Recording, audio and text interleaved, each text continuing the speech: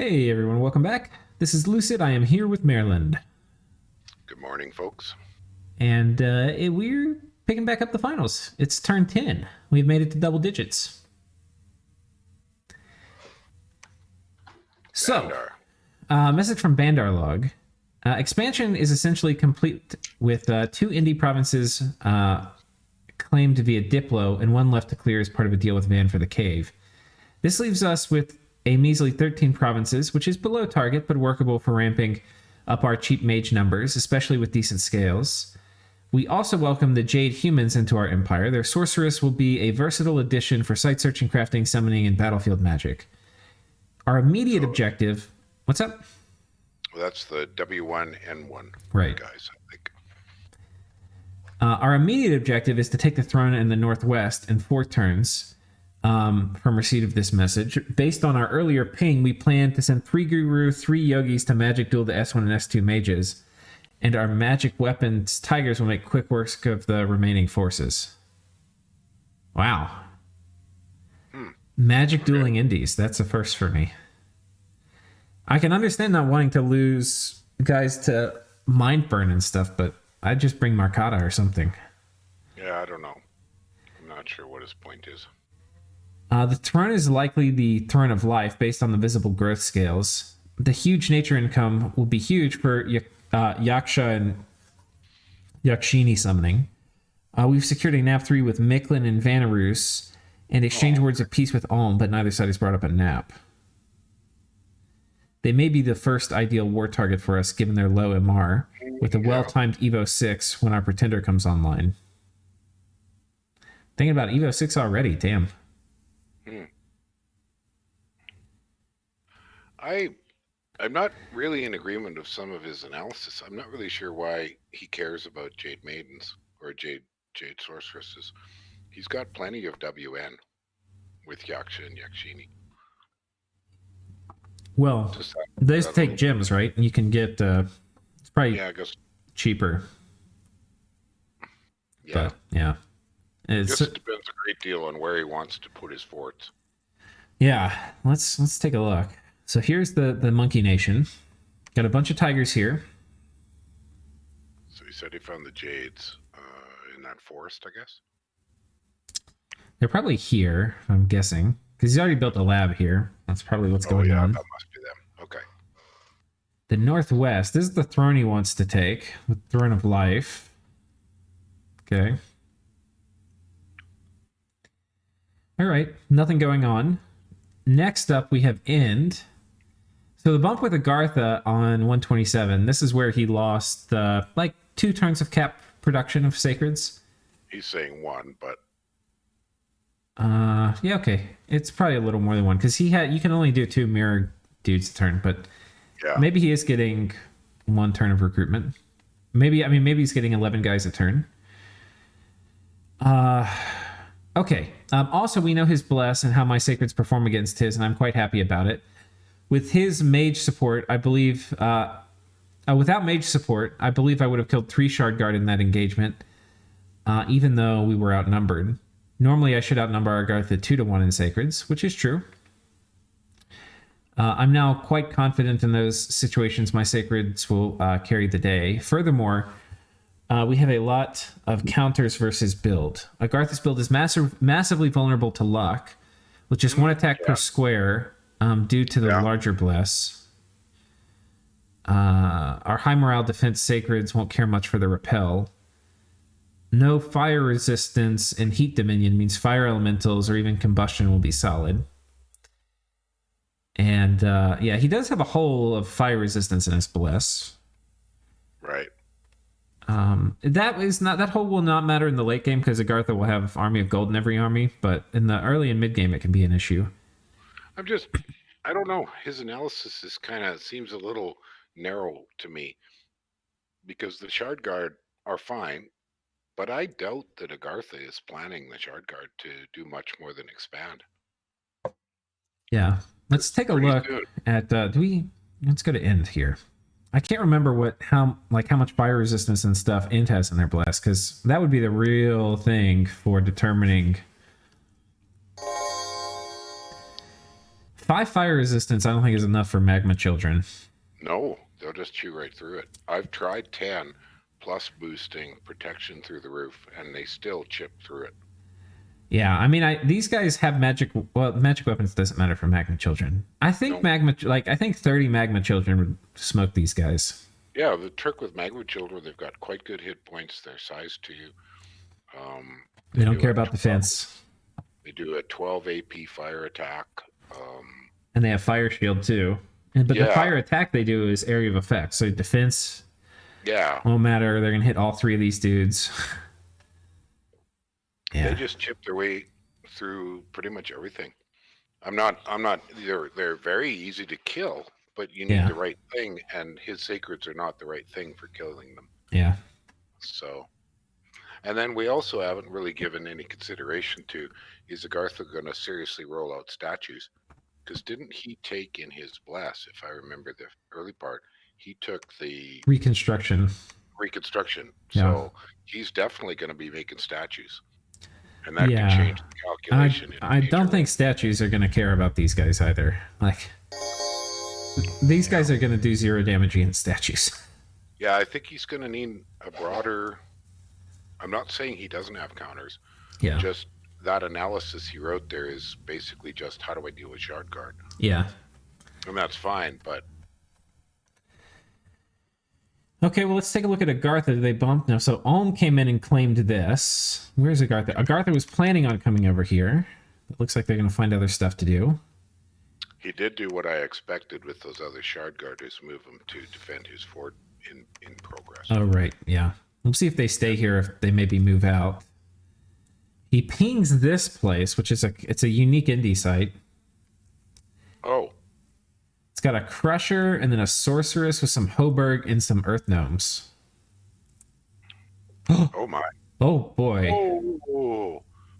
It would take a little bit of luck to get that, but boy, that would be nice. I mean, I think the best thing you can do is you attack it with lots of commanders, because I think the more commanders you have, the better chance you have of picking up an item. Could be. I don't know the mechanics of how that works. And you send a bunch of stuff that's going to attack rear. Well, and earth gnomes aren't much of anything, and crushers. Yeah, the challenge here isn't so much killing it. It's she's going to make a bunch of elementals, but more importantly, you've got to send stuff to kill it. Like, the worst thing that would happen is she runs and takes this thing with her. Right. Man, if somebody gets that, that'll really be a prize. He also has a time constraint. Right. Right now, there's no competition for it, but... Yeah, I mean, he could take the guys from his capital, merge here, maybe make a... I don't know. Oh, you know what I'd be bring doing? Bring a major to. If I was him right now, I'd be building whatever garbage I can build independently in those 3 provinces right near it. Yeah. Start sending that in while there's, if he has scouting, to see that he's got no contest on it. And just try whittling it down a little bit. Well, he's also got this army here, so he really could have a pretty major force come and attack it next turn. Mm-hmm. And if he gets that and is set up to take this throne and he gets this throne too, he'll be in pretty good shape. But what he really wants for taking out those 2 sorceresses is something fast. And he doesn't really have I think... to get into the back line. Yeah. Independent cavalry might be his best option. Yeah, I can't think of what you might use as Agartha. I mean, maybe if he has some of the penumbrals and stuff later, but... I don't know. Yeah. I mean, even still, just having attack rear Shard Guard, they'll get there really slow, but there's still a chance they get there before the troops are out. Yeah, and with enough squads on different sets of attacks, and there's some options, that's for sure. Okay. The other thing is the 2 sorceresses could very well fatigue themselves out completely. Yeah. Well, but they'll that's true. So they might hang around for a while. After their stuff is done. All right. So Naba. Okay, they expand once. They're keeping. They've decided they don't want this fort to not go up. Somebody pinged that throne too. Who pinged that? That is Naba. It's a bunch of death mages. That's going to be a nuisance. Yeah. This is not a super easy throne. Well, just that there's going to be so many skeletons to kill. Right, but then you also have to deal with 30 heavy cav. And they'll be pumping out imps, and Yeah. they'll have blood slaves, and It'll be annoying. But they have their first fort up, so there we go. Nice. And it looks like they're going to consolidate both these armies here on this farmland. And then aside from that, they're going to wait for this to go up, and that's going to be their thing. Yeah, the only other thing he's got besides that is those vine men. Yeah. And there's something in there. This was that crazy pretender place. Yeah. Right. Yes. Yeah, so that's just like a throne. Nobody's going to be dealing with that too quick. Right. Coming up to Uruk, they successfully expand here. They kill all these ghouls, and they have this, what was once a great province, but has been reduced to garbage. Mashushu and Iron Warriors take this out. Mm-hmm. And he's positioned an army to come run up here and take this. Get some fishmen. Maybe grab the pawns. Right. That's a fairly valuable province right now, a fishman province. Oh, yeah, because definitely. With 2 pawns right there, there's some good potential to... Though this one probably you would think would go to Xibalba, but yeah. Yeah, shouldn't be hard for Xibalba to take it. But at least you have a way to, threaten it or something. Or this is a very valuable province right here. 130 gold a turn. Mm. Okay, so yeah, he's looking to. He's still got a lot of expansion left to do, so he's probably fine just chilling. That was pretty straightforward. And I don't think we see. Okay, there's a fort coming up here. I'm not sure what kind of mage he has there, but was that the Bone Tribe? You think maybe he's? It might be. Didn't he grab the Bone Tribe? I don't know. It's hard to remember. He might be going for some independent there that's really tasty. Yeah, so far that's his only fort though. I'm pretty sure Uruk was the one, but I thought the Bone Tribe was in that winter forest. The one with the snow. I have no recollection. You're probably right though. Yeah, something like that. Somebody got Sinofli and Magi. I think it was Uruk. Yeah. Okay. And then End we have. We didn't talk about End. No, but his big. But they did a message. We came over here. We didn't watch the battles though. I don't think we need to. Yeah, they stomped that. End has Bone Tribes he's buying already. No, it was End got the Bone Tribe. Yeah, End got the Bone Tribe. And he's already templed it. Yeah, he combined them to take out these Horse Tribe here. Right. He's just about done. Yeah, the End position looks fine. The thing is, they need to get this cave to start getting their bitch mothers. Yeah. But yeah, and they've got these 2 provinces left to get. But it looks like they're going to take this next turn with this army, which should be fine. He'll probably have some losses because troglodytes are going to be decent against these dudes, but yeah, it's okay.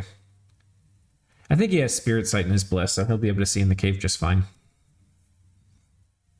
Okay, so that's these guys. Yeah. I think we're at a little bit of a lull in the game action right now because expansion's winding down, and it doesn't look like too many wars have started.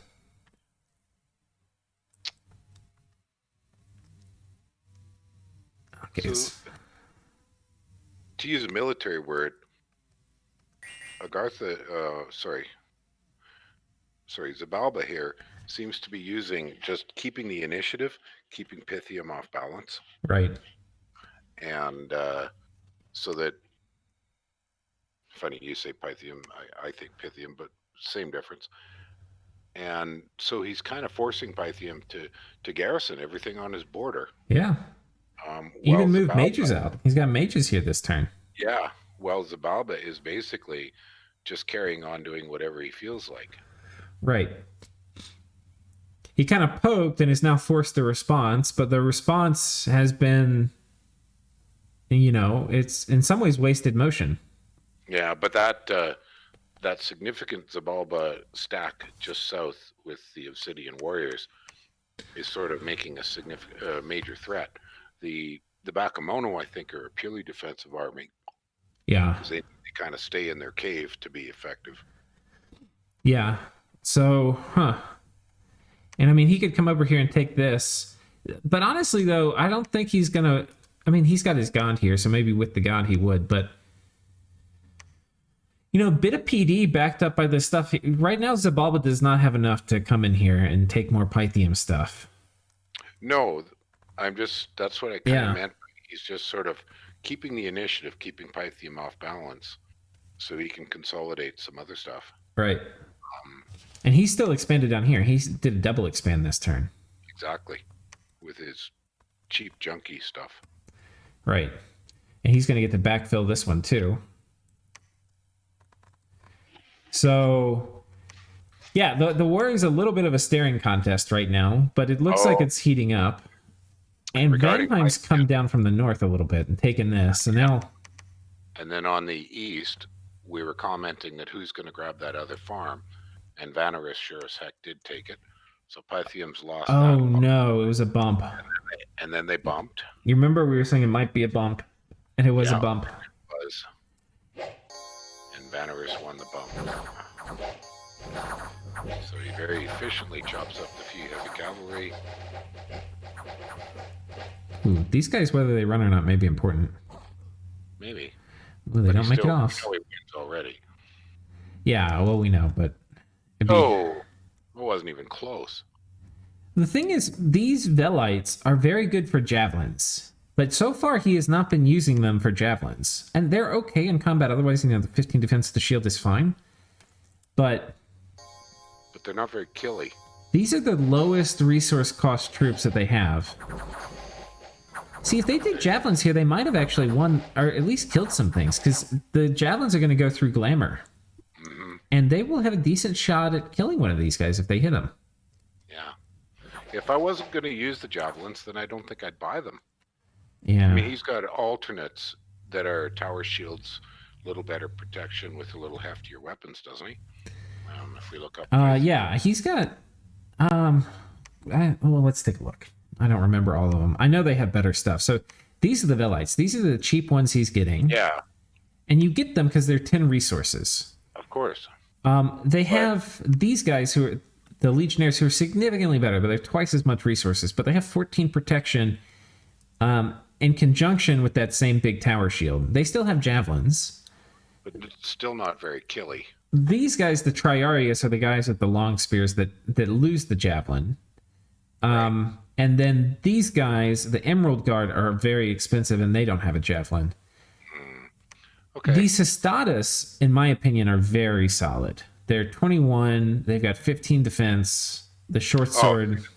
That's what I was kind of looking for. I was looking for something that if I was trying to fight Vanarus and I needed to actually penetrate and kill, those short swords are hitting a lot harder than the spears. Yeah. I mean, the spears are piercing damage, but this is piercing half the time, so... I don't know. Yeah, no, I mean, there's... the other thing to note here is significantly better attack on that short sword, because that was a 12 attack. Right. He just wasn't killy enough. His attack density just wasn't enough against the Vanarus. Right. I mean, you're bringing... The thing is, like, a lot of times, and I can't remember if he did take productivity.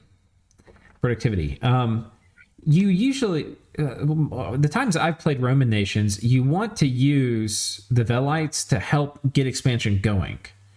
Mm-hmm. And, when you can after that, you want to switch to the better troops. Because the Velites really are paper. Yes. Well, just look at this protection. The protection is 7. If anything gets past their shield, they basically are going to die in 1 or 2 hits. Well, we were commenting that did he know he was likely to see a bump? And he I did. Guess that's the debate. So if he was expecting a bump, was it worth it to even try the Velites against Vanarus? Well, what he would have seen, because he had this province, is he would have seen the archers, but he would not have seen the Oathbound, because they're glamored. Right. So, I don't know. Yeah. I mean, in some sense, you're a player, you got to make plays. Well, the other way to look at it a little bit differently is what else was that army going to do? Well, defend against Xibalba. he needs his armies right now, man. He's not the armies are not a luxury. No. He is in the squeeze. Yeah. He is very squeezed. Well, he's done, basically, expansion. Yeah. So his 10 provinces is what he's got. The not using javelins, man. I think javelins are so good against, like, even, like, let's say Vanheim attacks him too. Like, having 80 dudes chunking javelins is a very good way for Pythium to blunt dealing with, like, Sacred Cav. Right. And like you said, same thing with the glamoured guys from Vanarus. Right. And I don't think they get, I mean, they have slingers. I don't think they get other great ranged options. Yeah, no. No, I don't know where you stand, but have you ever used little hydras to deal with things with glamour?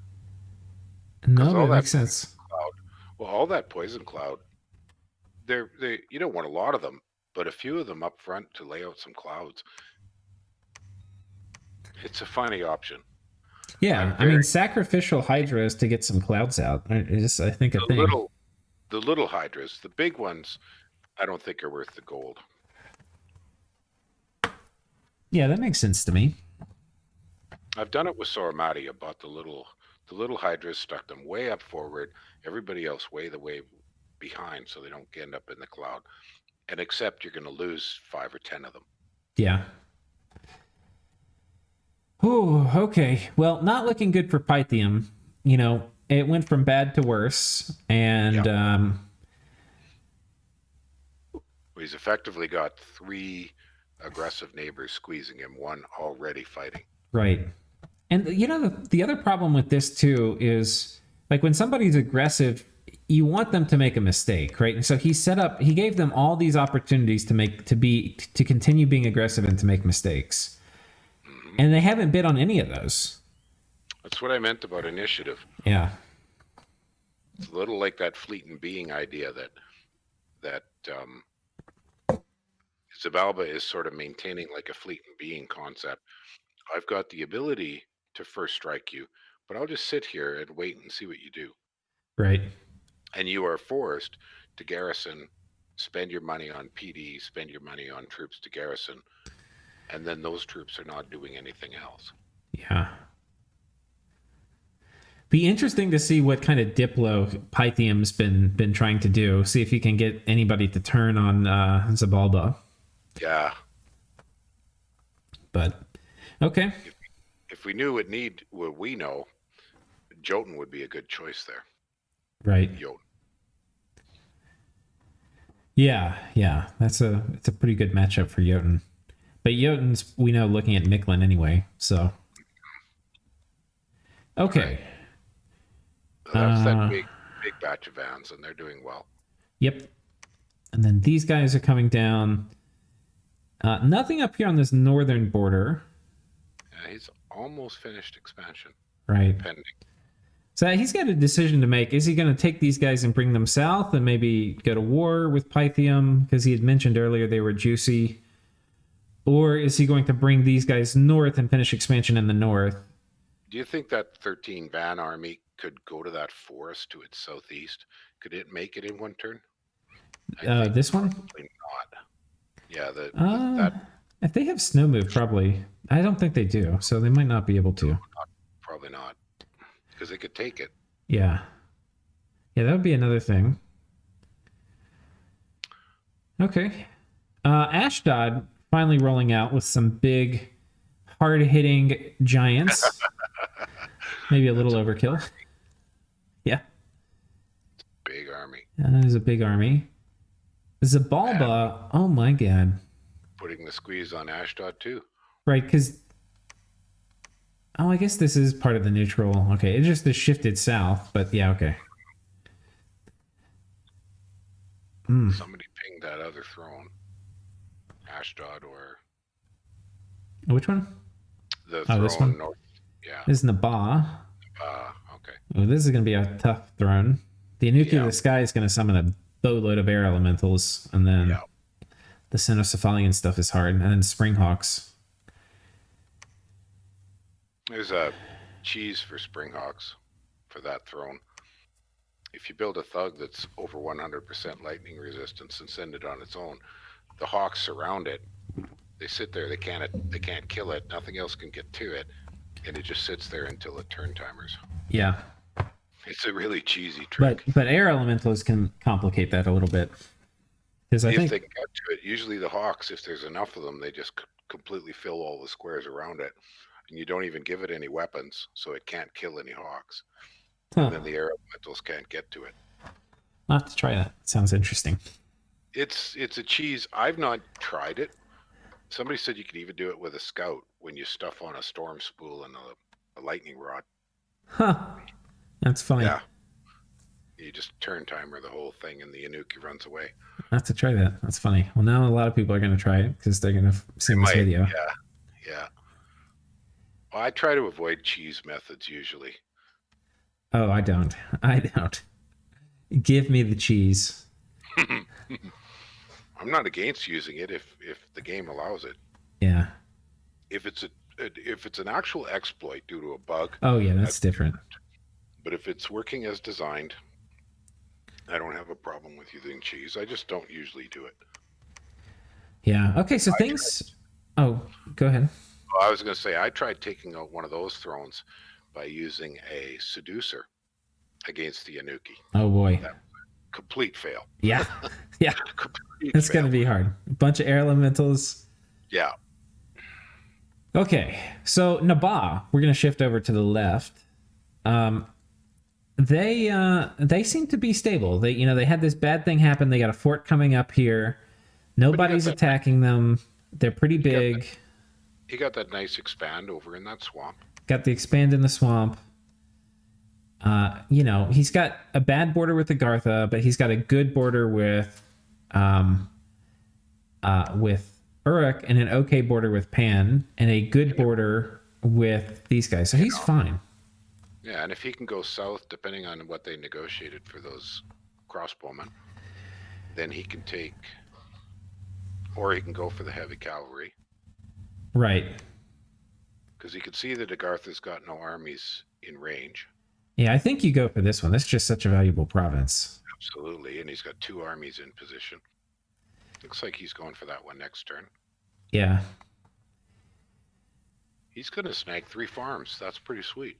Yeah, he's doing pretty good. Mm-hmm. He's not building troops here, which is a little greedy because mages obviously, like, I don't know, when you're getting there's tons of, and greedy is not good or bad, but he's putting a lot of money in infrastructure, right? So I think he said, okay, we don't have enough money to make troops. We're going to make this fort. We're going to make the labs, get our mage infrastructure rolling. He lost a lot of money. Yeah. Like, he's probably 1 turn of gold behind most other people. Right.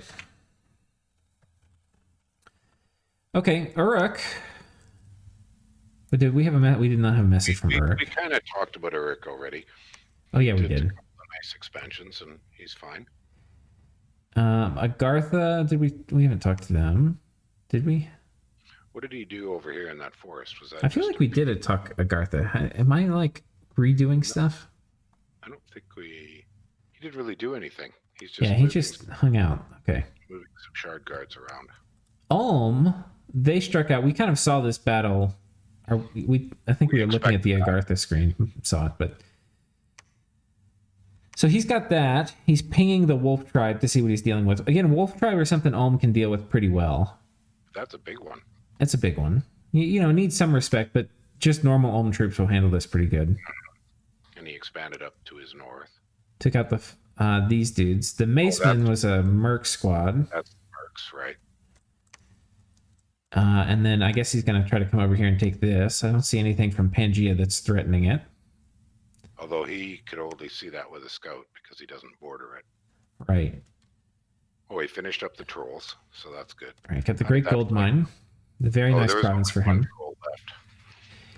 And he's got another fort that's come up here. So he's got 3 forts now.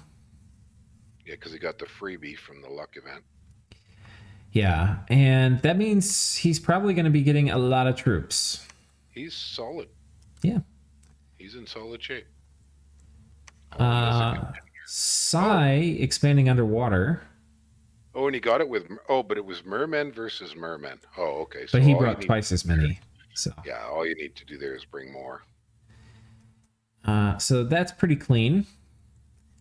His expansion is done.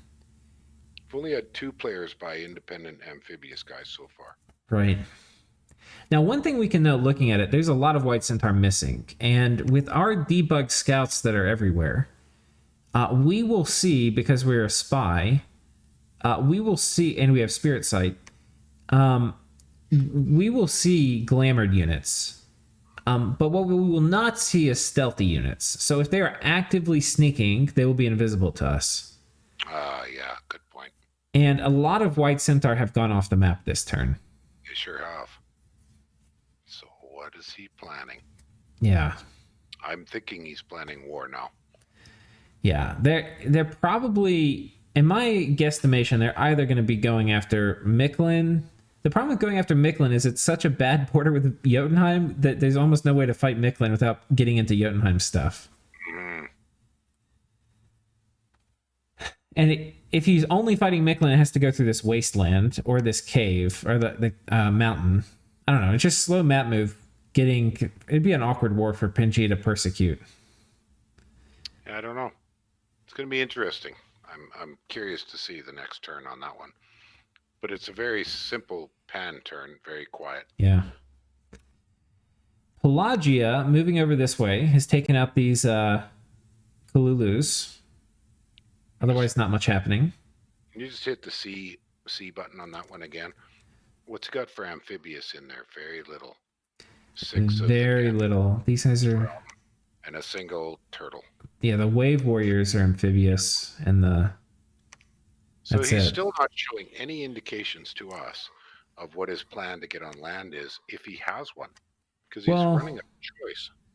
We can see he's now in his capital. He's making the land dudes. The wave warriors and the champions of the closed realm. Those are his land dudes. He better hurry. Yeah.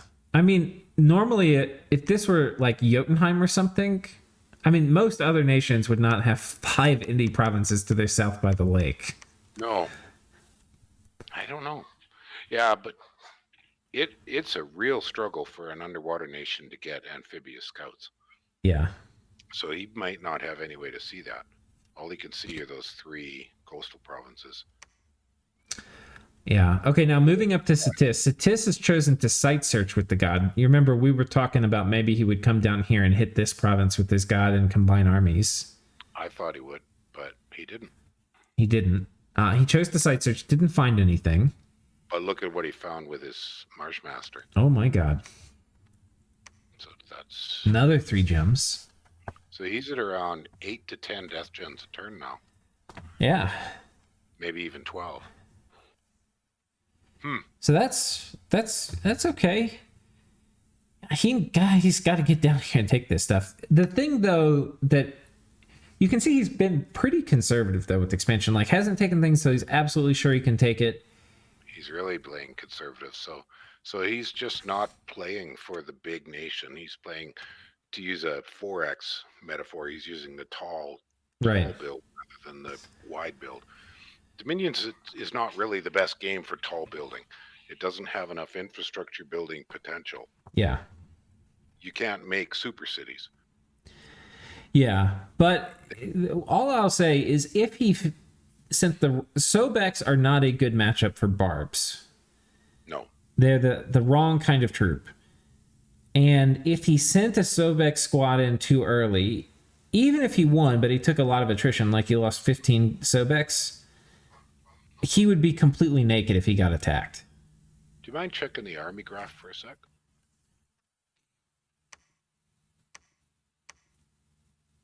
So Sati's army is small, still small. Yeah, I mean, it's super small. The only person he's compared to is Van, who has all his army in Sacred Cav. Oh, and Micklin, which... Oh, God. He lost a third of his army again. Okay, let's go see what's happening with Micklin.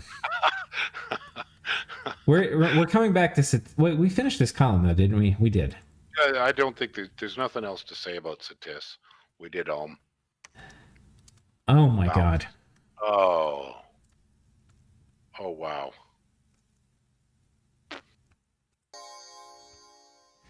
Wow. This is Bear Tribe.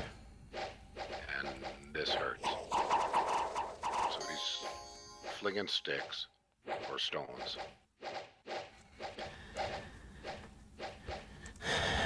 And his eagles, half of them are walking. They don't fly until they're blessed, and they just got blessed, and I think some of them aren't blessed yet. They're murdering the backline, but their front line's getting murdered. And that barbarian commander is up front and didn't get killed. He looks very angry. His commander sniping. Oh, and is also berserked. And that's that. Now he's going to get the priest. That just did not work. Oh my. I didn't see any charged bodies do anything. I'm sure they did. But the thing is, like, charged body, if you think about it, this whole build to me seems it's built on overwhelming the enemy with numbers. Like, charged body is good when you overwhelm the enemy in numbers. Because, you know, they swing, they get shocked, and they get stabbed by all your buddies. I guess. But like, when you're outnumbered, your charged body's only going to work once. This would have worked if the Indies did not have a berserking barbarian commander. Yeah. Because he would have sniped all the commanders in the back. And that's true. That's why he lost, because of that berserking barbarian. Yeah, you're absolutely right. Because he did get all the commanders, and then he got all the other ones except that one. So that's why are there barbarian chiefs there to start with anyway? I don't know. It's almost like a personal, like, handwritten fuck you letter from Illwinter to Micklin. Yeah, that's really what this one comes across as. Well, to be fair to Micklin, I think that this was a little bit of bad luck. Yeah. Because I think his army was big enough to deal with it, with rear line sniping by the Eagle Warriors. But he just didn't have a counter to that one stupid berserked barbarian chief. Yeah. And then probably half of what survived died on retreat because it wasn't with a commander. And, you know, also though, it's it still is risky though. Like, even if it worked, like, even if the barbarian commanders weren't there, even if Illwinter didn't say screw you, it was still tight, you know, like, because the Eagle Warriors would have still had to kill everything on the retreat, and their charged bodies would have been spent. He probably would have still lost a lot of Eagle Warriors. Yeah, it was a risky move. Yeah. Wow. Poor Micklin. Oh man, poor Micklin. Is that the end of the travesties, or have they continued for Micklin? I think it's his only fight, looks like. And other than that, he's doing either site searching or a little bit of blood hunting. He can't have more than 20 Eagle Warriors total. Ouch. Turn 10. Ooh. Well, he wasn't building any before. He was building Jaguars. Right. Well, he can't have more than 10 sacreds total. Let me rephrase. 20 sacreds total. Oh no, because he's lost. How many candles in his capital? 5 or 6? He's only got 1. No, in his capital. Oh yeah, 5. So he's only building 4 a turn. No, he told me, I don't know if it was in the game chat or in the messages. I think he might have said in the messages in game, but I think he went Dom 7 or Dom 6. I think he went Dom 6. So, okay, that makes sense because he's getting 1 mage and 5 sacreds. So, oof. Well, that's 50 sacreds total for the whole game. And we've watched him lose 5 to 10 a turn. Oof. Yeah. Hurts. Yeah. But, you know, to be fair, there's RNG. There's a lot of RNG, especially when you're going with commander sniping stuff. But this also is the part of the game where you can, like, this is single player mode. you know, you can test this until you've got it down, but then, you know, it always goes worse in multiplayer. But Yeah. okay. So he went big. He went big. But that was a lot of horse tribe. Yeah. Jotun, I mean. Yeah, I Jotun. mean, that's quite a big army. That's a big army. Herdmen are pretty good against horse tribe, though, because they have shields, so they don't care about the arrows as much. Right. He's been using about half that size, so he combined a couple armies. Yeah. He's got a big squad here. And he's still got a double expand. Yeah. Boy, he is huge. Yeah. He and Pan both. Yeah. He's in great shape. Who's playing Utgard again? I forget. Just give me a second. Utgard.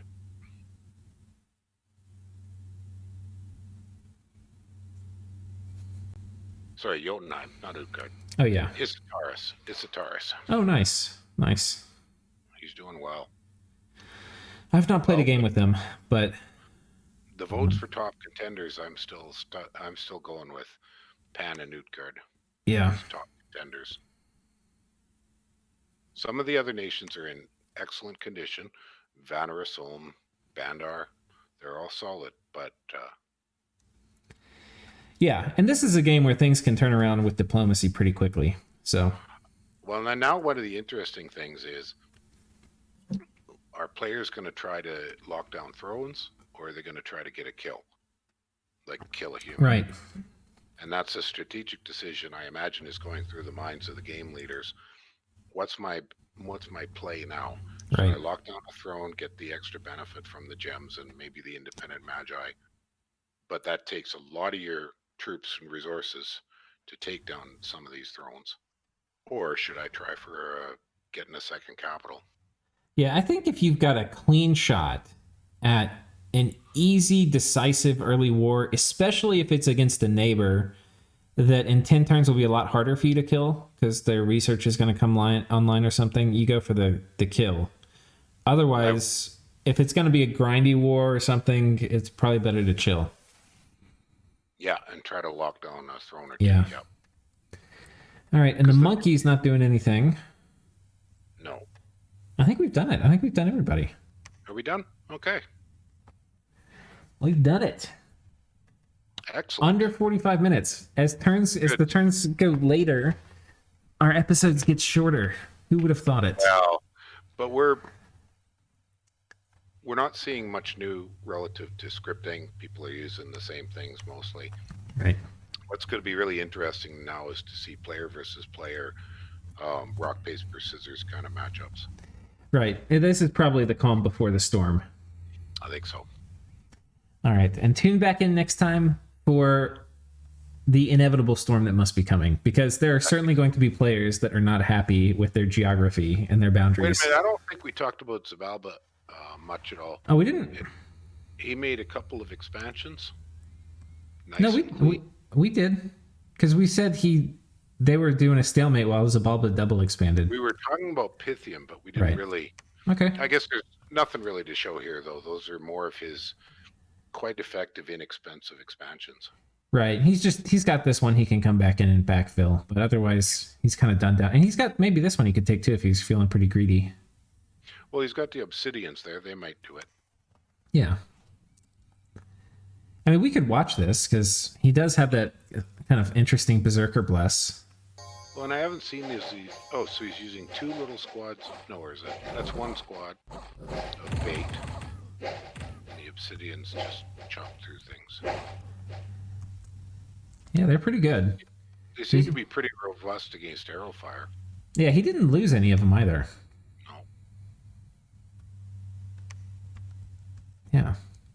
Okay. He seemed pretty solid. He'll probably send him here and take this out. I think so. And Mist-Covered Highlands is a double-edged sword because you're going to get continually raided by indies, but after that's all done, you get access to cloud mages. Oh, yeah, right. Forgot about that one. That's a nice gain for him. Yeah. Yeah, that would be super nice. But it normally the cloud mages don't show up like the getting the site until like turn 40 or something. So. Oh. I should look that one up. Yeah, it's a kind of weird thing. You get attacked. It's like usually there's 4 indie attacks, and after like 3 or 4, and after the 4th one, you normally get the Cloud Mage Sight, Translucent Towers, I think what it's called, or something. Oh shoot! Mod Inspector doesn't give you a link to the event. Oh no! The associated event. Are you sure that's the right one? Yeah, I'm sure. Okay. Mist-covered Highlands. I'll have to look under events and see if it shows up. Yep. All right, guys. We'll see you next time. Have a great day. All right.